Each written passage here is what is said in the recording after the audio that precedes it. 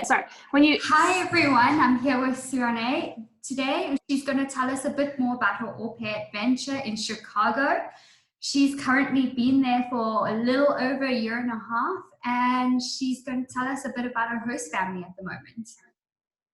Hi guys. I am taking care of 5 kids. And I live in Chicago, as she said, and I live kind of separate from them. I live downstairs in an apartment that they own that's in the building, and then so I'm on the 3rd floor, and they would be on the 4th and 5th. And then every day when I go up, I just go upstairs or up the elevator, and I go work. Okay, cool. So taking care of 5 kids, that's a bit crazy. How do you find it? Yeah. I mean, they're really good kids. I mean, they are really well behaved and they do chores, and which makes my life a lot easier. So I mean, it's not as tough as you would think. I mean, we do laundry every day, but again, there's 5 kids. We're gonna have to do it every day. It's like 5 pairs of clothes. So yeah, I mean, but they're really great, and I love them. I mean, I extended with them, so. Yes, of course. So where are you from in South Africa? How do you find the lifestyle? How does it differ from your life back home to living in America now? I'm from a very small town called Wolmaranstad, and it's close to Klerksdorp. A lot of people don't really know where that is. So, I mean, I live in Chicago, and it is such a big difference because Chicago is such a big city, and I can literally get on the train. The train is a 3-minute walk from my house.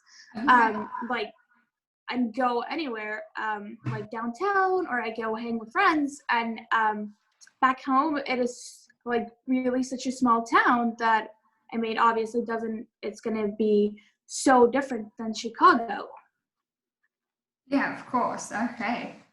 And with your host family, what are your daily duties? What does your day look like from when you wake the kids up and get them ready to school? What does your schedule look like?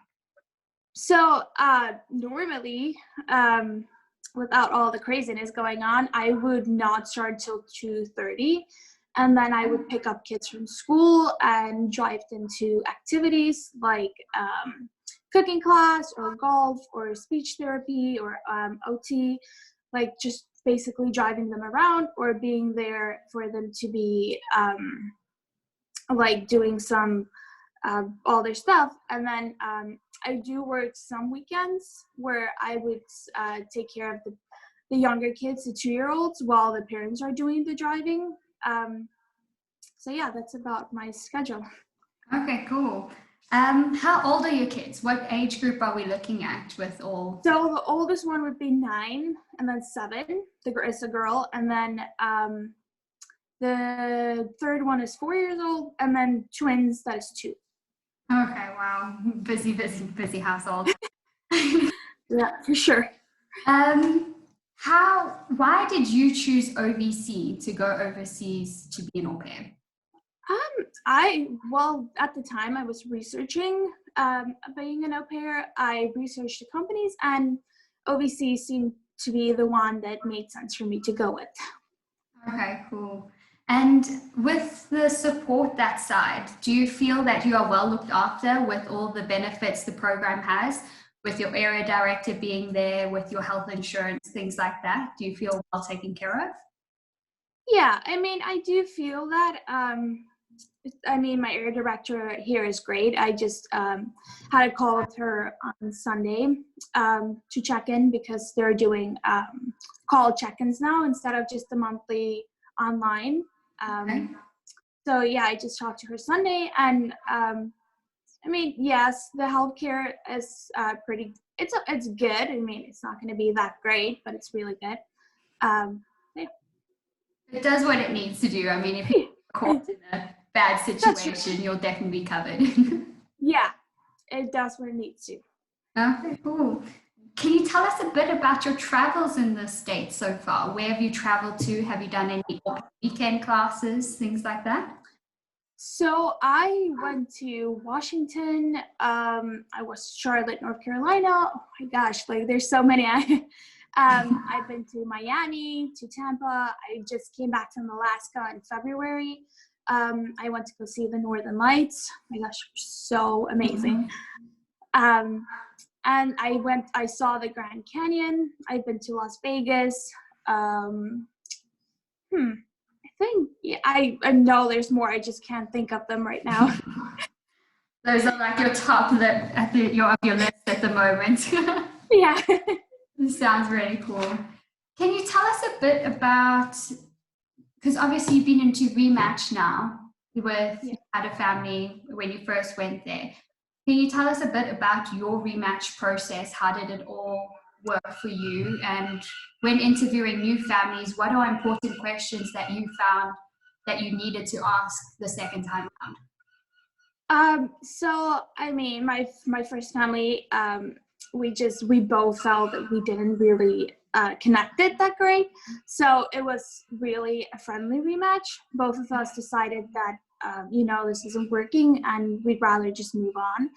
And the family was really great, and my area director too, like supportive wise. And then like the questions that I would definitely make sure to ask them is like I would be sure like what your hours are like.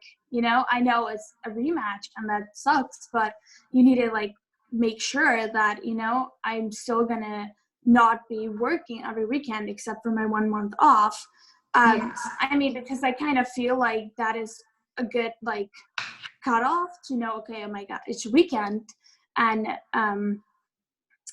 like have that cutoff. And then another one, I would also be like, how old is kids? Like, what would my duties be? And I would definitely make sure that you guys just have like a better connection. Not that I didn't have a great connection with the people I went to, but I mean, just take your time. Honestly, 2 weeks is a lot more than people think.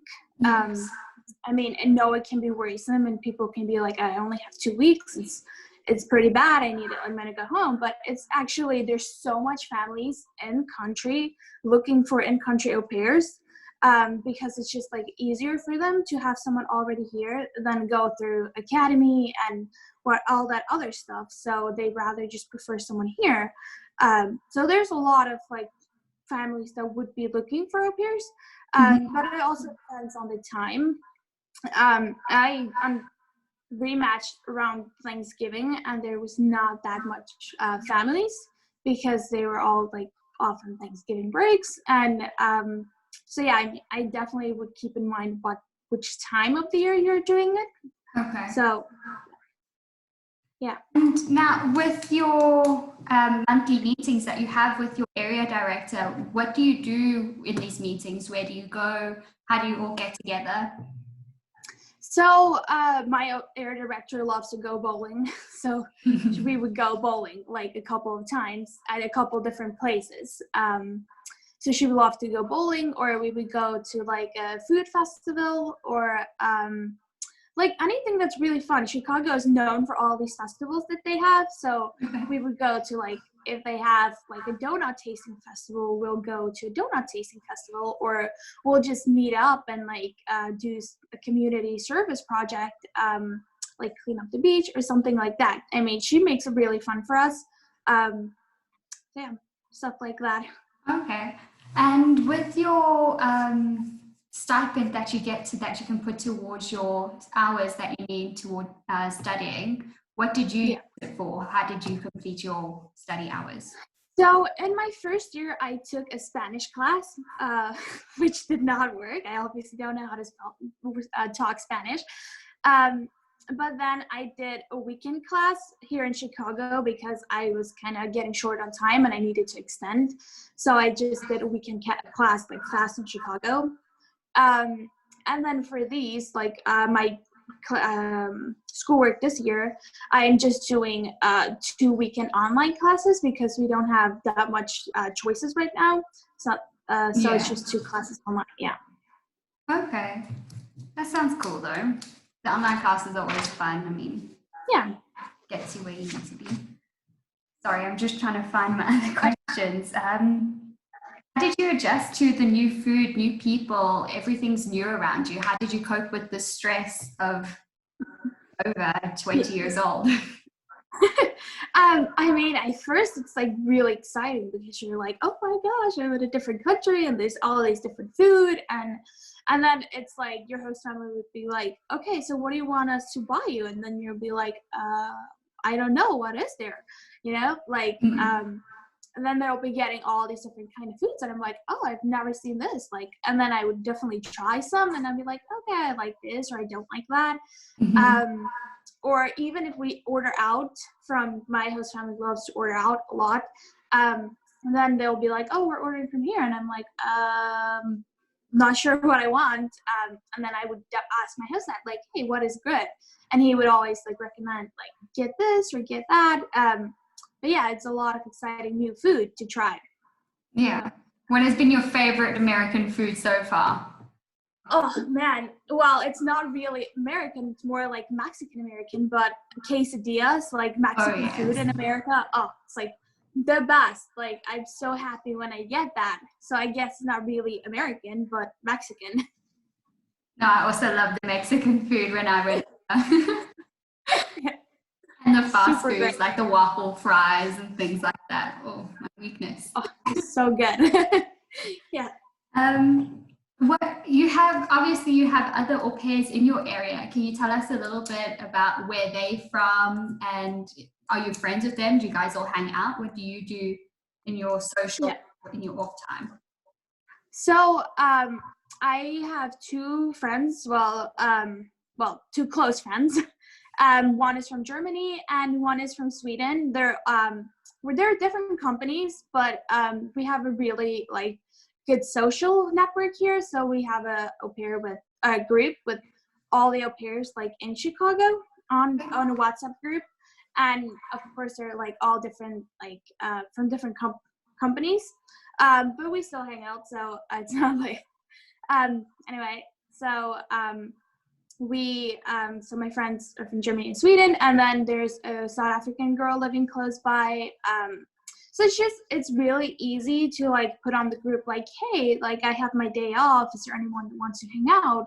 Yeah. And a lot of times people are going to respond like, yeah, I'm free, we're going to go downtown if you want to join.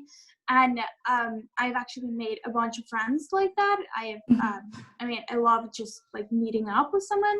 When someone's new, they also like post like, hey, someone want to grab a cup of coffee with me? And it's just like a great social group to be making friends, and they're all like from all over. So that's Okay, amazing. that's fun. That's really cool. Do you have any stories that you'd like to share with your host family or things like that? Tips or anything that you would recommend to other girls that are looking to sign up as an au pair?